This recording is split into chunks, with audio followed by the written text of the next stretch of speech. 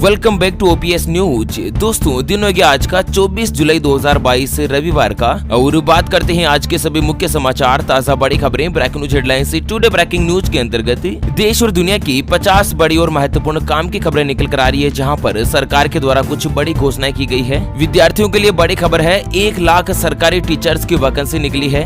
स्वतंत्रता दिवस को लेकर सरकार ने देश में कुछ नए नियमों का ऐलान किया है। बिजली बिल फ्री होने को लेकर और माफ होने को लेकर बड़ी खबर है। गृह मंत्रालय जो है आपको देने जा रहा है पूरे 20,000 रुपए का इनाम। किस तरह से मिलेगा पूरी जानकारी जानेंगे। और वहीं भारत के राष्ट्रपति ने दे दिया है इस्तीफा। कोरोना वायरस को लेकर बड़ी महत्वपूर्ण खबर सामने आ रही है। डॉक्टर्स हड़ताल पर चले गए हैं। इस राज्य में दोस्तों बहुत ही बड़ा संकट सामने आ चुका है। फ्री इलाज को लेकर बड़ी खबर है। किसान परिवारों के लिए बड़ा अपडेट निकलकर सामने आ रहा है। तो एक एक करते हुए शुरुआत करते हैं आज की पहली खबर से। तो बड़ी खबर आ रही है कि अब चलती ट्रेन में कार्ड से भुगतान करके बनवा सकेंगे टिकट। रेलवे ने शुरू कर दी बेहतरीन सर्विस। दोस्तों क्या है ना कि कभी कभी इमरजेंसी होने पर व्यक्ति बिना टिकट के ट्रेन में चढ़ जाता है, और ऐसे में जब कोई रेलवे अधिकारी उसका टिकट चेक करता है ना, तो उसके पास टिकट नहीं मिलता है और मजबूरी में उसे जुर्माना देना पड़ता है। लेकिन आपको बता दें कि भारतीय रेलवे ने यात्रियों की सुविधा के लिए बहुत ही बढ़िया सर्विस मुहैया करवा रही है, और इसके माध्यम से क्या है ना कि आप चलती ट्रेन में डेबिट कार्ड से टीटी को टिकट का जुर्माना या टिकट अपग्रेडेशन चार्ज जो दे सकते हैं। यहाँ पर आप क्रेडिट कार्ड, डेबिट कार्ड सभी चीजों का इस्तेमाल कर सकते हैं। अगर आपके पास केस पैसे नहीं है ना, तो भी कोई दिक्कत नहीं है, चलती ट्रेन में आप डेबिट कार्ड का यूज कर सकते हैं। और वहीं दोस्तों अगली खबर आ रही है कि WHO ने मंकी पॉक्स को घोषित किया ग्लोबल हेल्थ इमरजेंसी। अब तक 70 देशों में मिल चुके हैं मामले।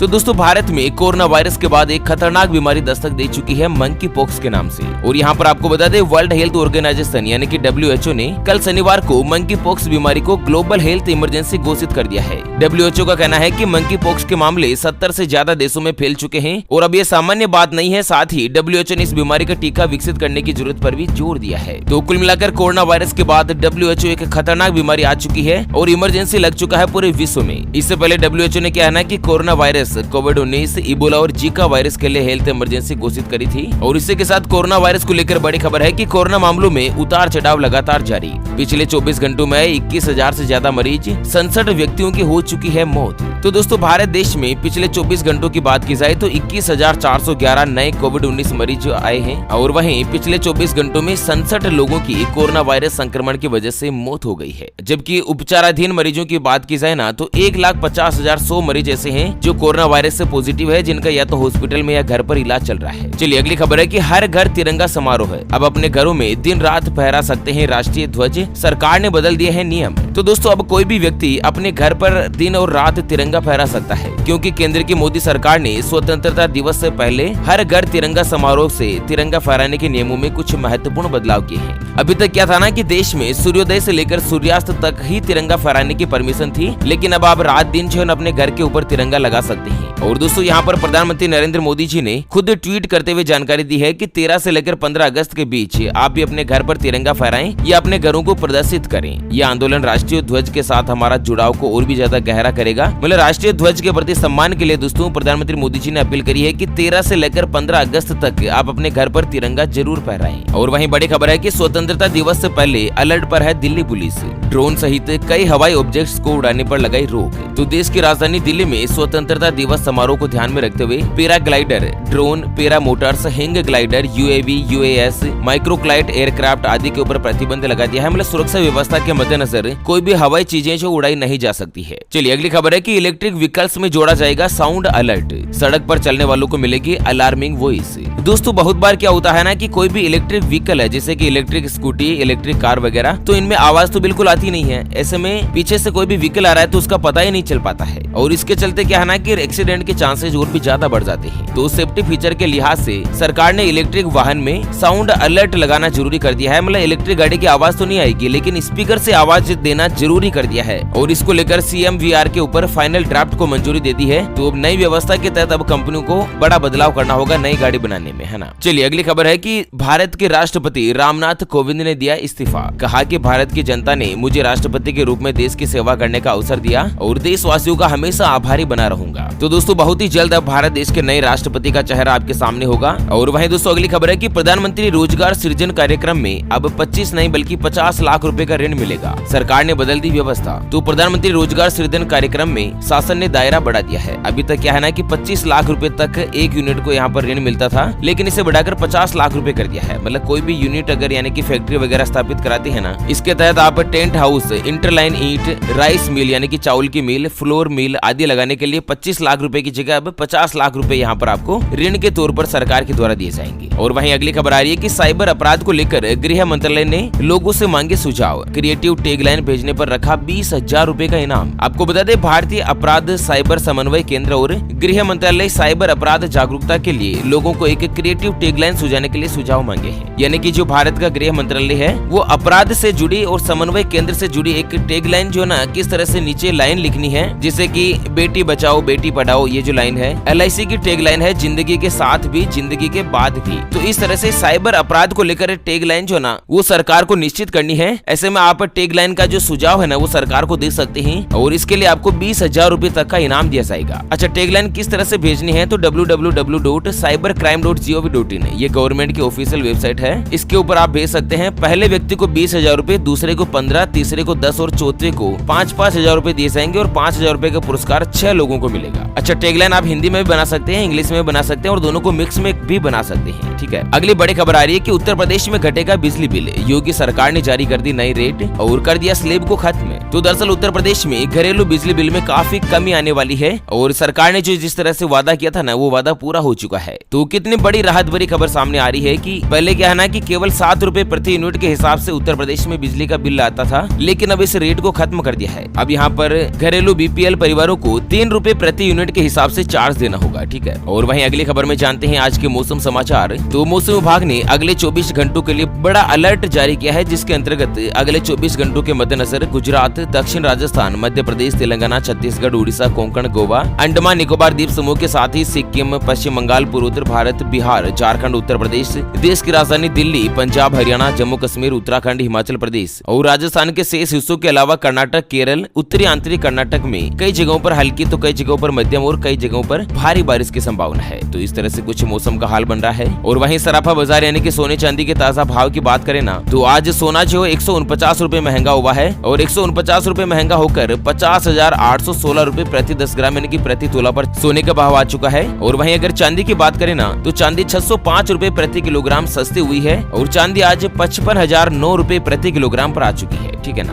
चलिए दोस्तों जानते हैं अगली बड़ी खबर, लेकिन उससे पहले हमेशा की तरह एक नजर डाल लेते हैं आज के माइंड क्विज यानी कि गिवे वाले सवाल की तरफ। तो दोस्तों आज का माइंड क्विज वाला सवाल आप स्क्रीन पर देख पा रहे हैं। भारत देश का सबसे बड़ा सर्वोच्च न्यायालय कौन सा है? जी हाँ दोस्तों, दोबारा सुन लीजिएगा, भारत का सबसे बड़ा सर्वोच्च न्यायालय कौन सा है? Option A supreme court, option B high court. तो फटाफट से लिखना है क्वेश्चंस का सही जवाब इस वीडियो के नीचे कमेंट बॉक्स में। और हाँ, सही जवाब देने वाले किसी एक खास कमेंट्स को सिलेक्ट किया जाएगा हमारी OPS न्यूज टीम की तरफ से और उसे दिया जाएगा 1000 रुपए का पेटीएम पुरस्कार बिल्कुल फ्री। आप चाहे तो पेटीएम, फोन पे, भीम, व्हाट्सएप पे या किसी भी तरीके से आप चाहे उस तरह से इनाम ले सकते हैं। इसके लिए क्या है ना, क्वेश्चन का जवाब देकर आपको वीडियो को लाइक करना है, शेयर करना है और चैनल को सब्सक्राइब नहीं किया है तो जल्द से जल्द कर लेना है। चलिए अगली बड़ी खबर आ रही है कि रेल यात्रियों के लिए अच्छी खबर, फिर से मिल सकती है किराए में छूट, मंत्रालय कर रहा है विचार। तो हाल ही में दोस्तों रेल मंत्रालय ने संसद को एक लिखित जवाब में कहा था कि रेल किराए में छूट को बहाल करने की योजना के ऊपर विचार की जा रही है। ऐसे में बहुत ही जल्द ट्रेन का जो किराया है वो सस्ता हो सकता है। ठीक है, और वहीं अगली खबर है कि मोदी सरकार ने PM उदय योजना में किया बड़ा बदलाव, अब यह दस्तावेज नहीं होगा जरूरी।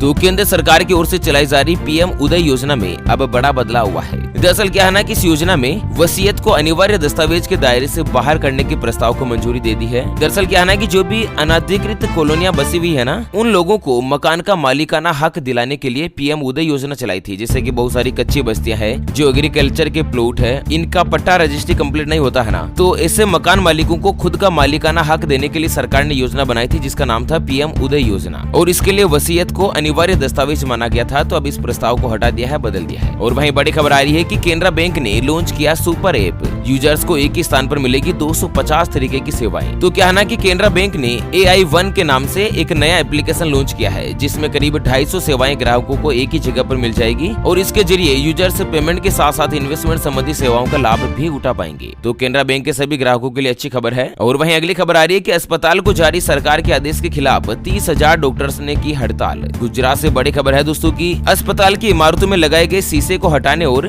गहन चिकित्सा इकाई यानी कि आईसीयू को भूतल पर ट्रांसफर करने के लिए गुजरात सरकार ने हाल ही में एक आदेश दिया था। तो इसके खिलाफ गुजरात में लगभग 30,000 से ज्यादा प्राइवेट डॉक्टरों ने एक दिन की हड़ताल करी है। तो कुल मिलाकर जो सरकार ने आदेश जारी किया है ना, तो डॉक्टर उनका विरोध कर रहे हैं। और इसी के साथ अगली खबर है कि 50 सेंटर पर फ्री इंग्लिश स्पीकिंग कोर्स हुआ शुरू। दिल्ली के मुख्यमंत्री केजरीवाल ने किया बड़ा ऐलान। तो दिल्ली के मुख्यमंत्री अरविंद केजरीवाल ने कल शनिवार को बड़ा ऐलान किया है कि दिल्ली सरकार 50 सेंटर पर इंग्लिश स्पीकिंग कोर्स शुरू करने जा रही है। दरअसल Delhi skill and entrepreneurship university जो है ना, इस कोर्स को आगे चलाएगी और 18 से लेकर 35 साल तक के जो भी युवा है वो इसमें एडमिशन ले सकते हैं। यह कोर्स 3 से लेकर 4 महीनों का होगा। तो कुल मिलाकर केजरीवाल का जो लक्ष्य है दोस्तों, गरीब, मिडिल, लोअर और जो मिडिल क्लास के बच्चे है ना, जो अच्छी यूनिवर्सिटी, अच्छी स्कूल में ज्वाइनिंग नहीं ले पाते हैं, तो उन सभी को इंग्लिश में फ्री में यहाँ पर इंग्लिश बोलना सिखाना उनका महत्वपूर्ण लक्ष्य है, ताकि बच्चों का विकास हो सके। और वहीं अगली खबर है कि राजस्थान में यूनिवर्सिटी और कॉलेज में फिर से होंगे छात्र संघ चुनाव। मुख्यमंत्री गहलोत ने किया ऐलान, बोले कि आज के विद्यार्थी ही है देश का भविष्य। तो राजस्थान में क्या है ना कि 2 साल से ही कोरोना वायरस संक्रमण के मद्देनजर छात्र संघ के चुनाव पर रोक लगी हुई थी,